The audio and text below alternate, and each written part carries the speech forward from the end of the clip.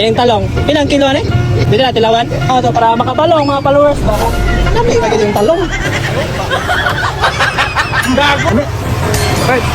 Kung gusto mo mani dali. Ba't adan? Ba't adan? Alam mo ba? Pila yung kamatis dai?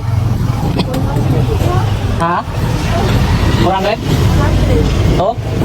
Ay, 100. Ang kanang talong dai? Talong. 50 kilo.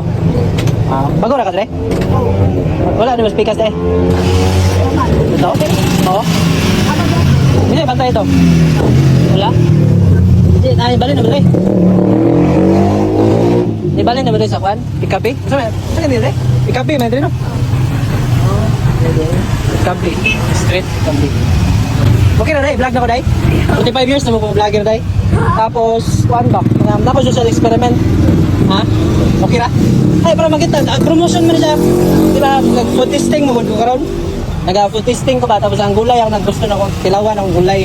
Kung legit, maging siya gulay. Kaya para makita sa followers kung tama, maging sakto, maging gulay. Okay ra? Tilawan na to, ha? Ining talong, pilang kilo ni? 50. Pwede na tilawan? Tilawan to para makabalo ang mga followers na kung nami, maging yung talong. Tilawan, tilawan.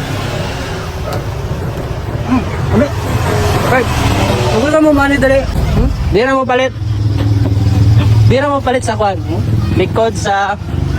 Ay, di likod. Atubangan sa kwan eh. Pikabi na yun. Legit ilang talong guys. Oh, dami kayo. Ilang kilo ni talong? 50. Oh. Di na mo palit ah.